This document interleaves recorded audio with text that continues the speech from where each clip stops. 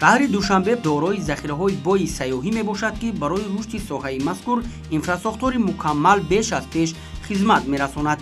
таи солҳои охир шаҳри душанбе ба макони баргузории чорабиниҳои байналмилалии сиёсӣ, илмӣ ва фарҳангӣ табдил ёфта, ҳамзамон барои ҷалби таваҷҷӯҳи ҷомеаи ҷаҳонӣ ва ба ин васила мустаҳкам кардани нуфузи кишвар ҳамчун мамлакати осоишта ва дорои захираҳои бойи сайёҳӣ заминаи мусоид фароҳам меорад. ба рушди соҳаи сайёҳӣ пойтахти мамлакат шаҳри душанбе мавҷудияти ҷойҳои таърихӣ, ёдгориҳои бостонӣ ва меъморӣ, муассисаҳои табобатию профилактикӣ ва боғҳои фарҳангӣ фароғатӣ мусоидат менамоянд.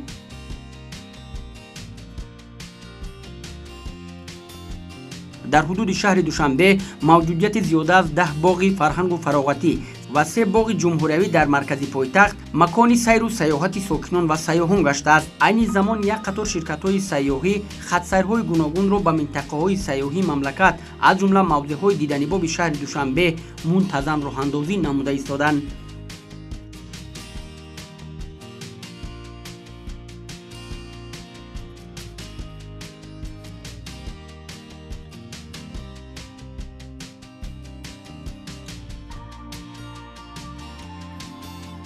масъалаи хизматрасонии соҳаи нақлиёт пайваста зери мадди назари роҳбарияти мақомоти иҷроияи ҳокимияти давлатии шаҳри душанбе қарор дорад.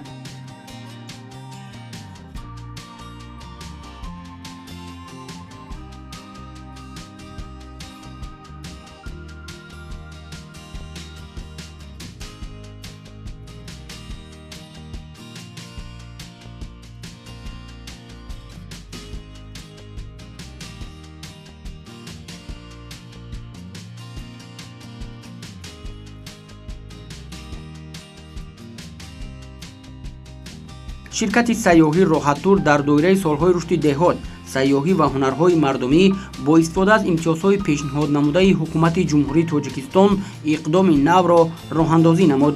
бо ин мақсад дар боғҳои фарҳангии фароғатӣ ба номи Садриддин Айнӣ ва Абулқосим Фирдавсӣ, инчунин назди шаршараи Наврӯзгоҳи пойтахт аз ҷониби ширкати сайёҳии роҳаттур дучархаҳо ва равонакҳои барқӣ насб карда шудааст.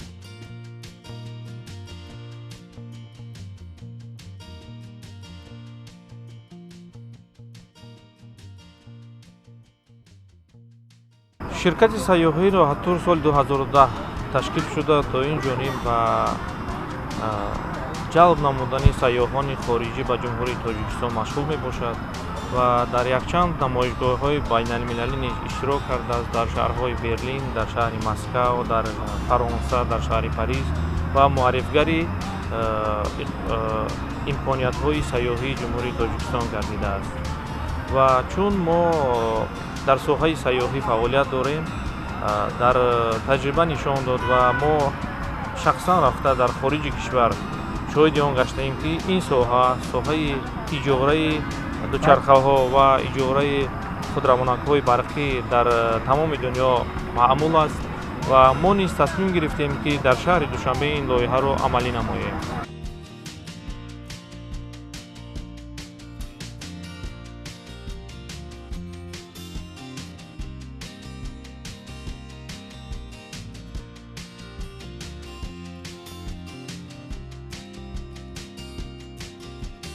дилхоҳ сокинон ва сайёҳон метавонанд аз ин восита васеъ истифода баранд. ҳадаф аз роҳандозӣ намудани ин иқдом пеш аз ҳама ташаккули тарзи ҳаёти солим ва дар як муддати кӯтоҳ тамошои пурраи маконҳои сайёҳии кишвар мебошад. зеро масоҳати боғҳои фарҳангии фароғатии Душанбешаҳр ҳаҷман калон буда, аз ин рӯ шаҳрвандону сайёҳон наметавонанд дар як муддати кӯтоҳ тамоми ҳудуди боғро тамошо намоянд.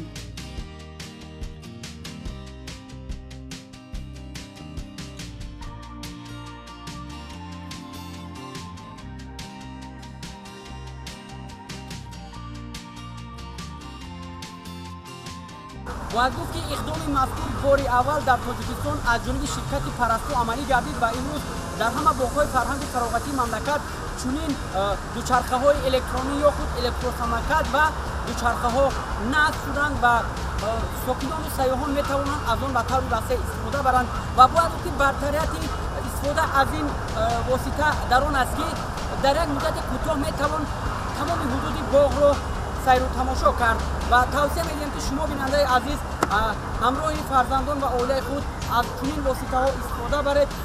бояд гуфт ки ҳамчунин истифода аз ин дучархаҳо ҳам ба саломатии инсон фоида дорад ва ҳам аз ҷиҳати экологӣ тоза аст.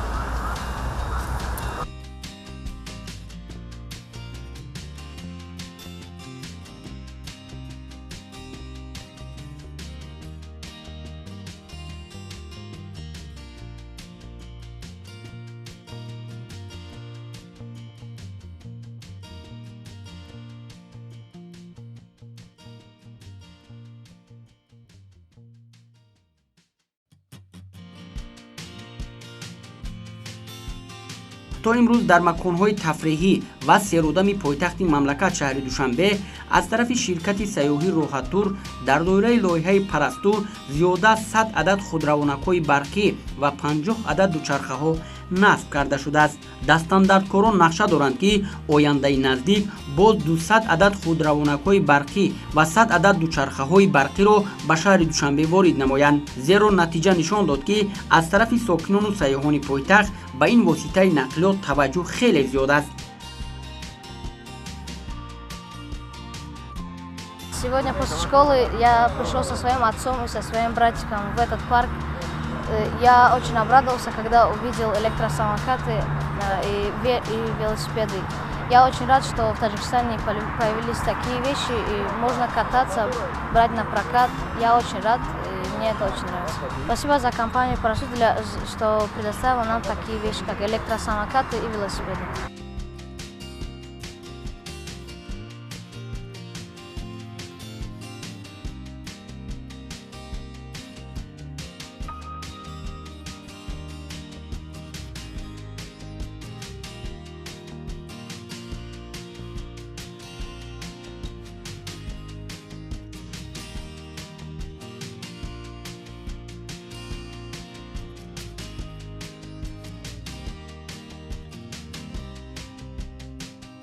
худравонакҳои барқӣ ва дучархаҳо ба муҳити атроф ягон газҳои зараровар хориҷ намекунанд. баландравии дараҷаи мадании аҳолӣ, вақти истироҳату иҷозатӣ, инкишофи сайёҳӣ ва ғайра бевосита ба зиёдшавии ҳаракатнокии аҳолӣ вобаста аст. дар ин самт роҳбарияти мақомоти иҷроияи ҳокимияти давлатии шаҳри душанбе барои сазовор пешвоз гирифтани ҷашни 30-солагии истиқлоли давлатии ҷумҳурии Тоҷикистон як қатор иқдомҳоро роҳандозӣ намудааст, ки барои фароҳам овардани шароити мусоиди рафтуо ба сокинону меҳмонон ва сайёҳони пойтахт дар амалӣ намудани нақшачорабиниҳо бахшида ба эълони солҳои 2019-2021 ҳамчун солҳои рушди деҳот, сайёҳӣ ва ҳунарҳои мардумӣ равона гардиданд.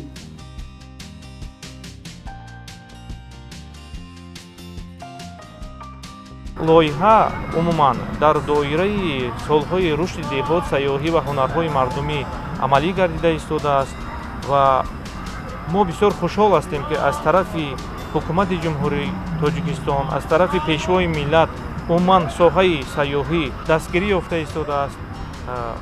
умуман эълон намудани солҳои 2019-2021 аз тарафи пешвои миллат солҳои рушди деҳот, сайёҳӣ ва ҳунарҳои мардумӣ ба мо як илҳоми нав бахшид, ки дар ин соҳа маблағгузорӣ кунем, чун Тоҷикистон аз лиҳози сайёҳӣ метавонад яке аз давлатҳои пешрафта гардад ва сайёҳон, чун мо дар намоишгоҳҳои байналмилалии сайёҳӣ якчанд маротиба иштирок намудем, ҷалби сайёҳони дунё, сайёҳони хориҷӣ ба Тоҷикистон зиёд аст ва имрӯз сайёҳони хориҷӣ ва дохилӣ имконият доранд, ки аз ин дучархаҳо ва худравонакҳои барқӣ истифода баранд. хубии ин лоиҳа дар он аст, ки худравонакҳои барқӣ дар як муддати кӯтоҳ сайёҳ метавонад аз якчанд боғҳои шаҳр дида намояд. худравонакҳои барқӣ муддати 3 соат аз барқ нерӯ гирифта то 3-3.5 соат истифода бурда мешаванд. суръати ҳаракати худравонакҳои барқӣ дар як соат 10 то 15 километрро ташкил медиҳад. вазнбардории онҳо бошад зиёда 100 килограммро ташкил медиҳад. Я обычно веду такой активный образ жизни и очень рада, что у нас в городе появились электросамокаты.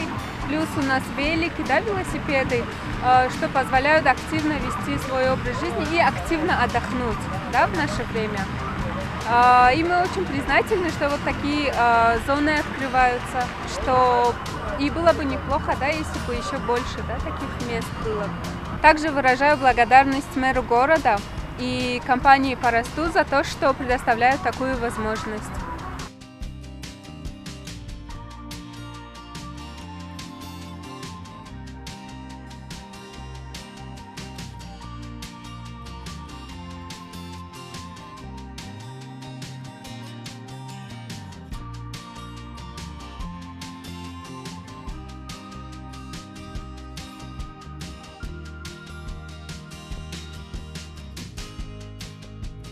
شرکت سیاحی راحت‌تور زیاده از 10 سال است که در بازار داخلی تاجیکستان فعالیت دارد. فعالیت اساسی این شرکت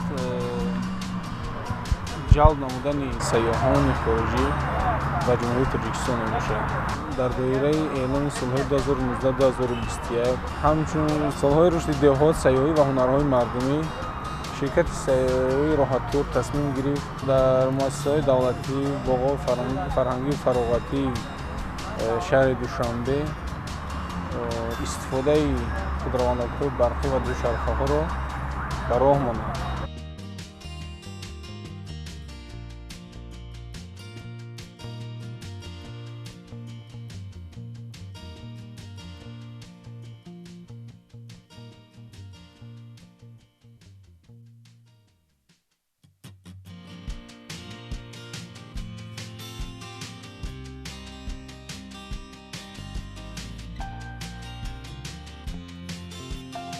иқтидори кофии сайёҳии ҳар минтақаи кишвар имкон медиҳад ки шаҳрвандон аз сайрҳои маърифативу фароғатӣ дар дохили мамлакат таассуроти рангин бардоранд. ҳанӯз ҳам захираҳои сайёҳии кишвар на танҳо барои сайёҳон, балки барои сокинони мамлакат низ кашфношуда боқӣ монданд. имрӯзҳо масъалаи рушди сайёҳӣ ва инфрасохтори он яке аз омилҳои муҳими рушди сайёҳии байналмилалӣ ба шумор меравад. дар ин росто ҳукумати ҷумҳурии тоҷикистон як қатор имтиёзҳои андозии гумрукӣ аз ҷумла дар тӯли 5 соли аввали фаъолият аз андози фоида озод намудани ширкатҳои навтаъсиси сайёҳӣ, аз андоз аз арзиши иловашуда ва боҷи гумрукӣ озод намудани воридоти таҷҳизот ва маводи сохтмонӣ барои сохтмони иншооти сайёҳӣ бо шумули меҳмонхона, осоишгоҳ, истироҳатгоҳу табобатгоҳ, марказҳои сайёҳӣ ва дигар иншооти сайёҳӣ ба андозаи 50% коҳиш додани меъёри боҷи гумрукӣ барои воридоти автомошинаҳои нави сабукрав имконият фароҳам оварданд, ки барои рушди соҳа такони нав бахшида шавад.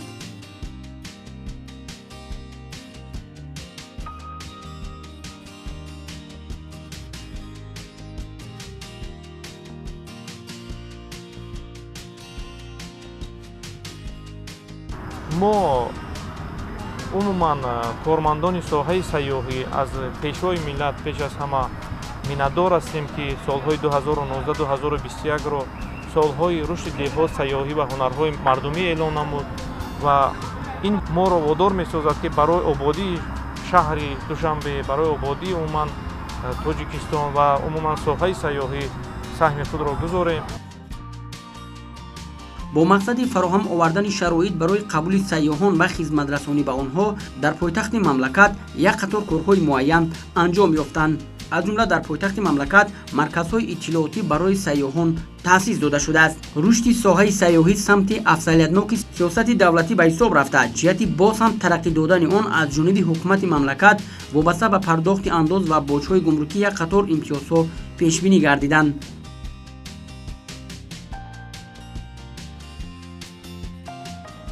шаҳри Душанбе рӯз аз рӯз обод гардида истодааст ва боғҳои нав ба нав кушода шуда истодаанд ва омодагӣ ба 30 солагии истиқлолият ҳамаҷониба рафта истодааст.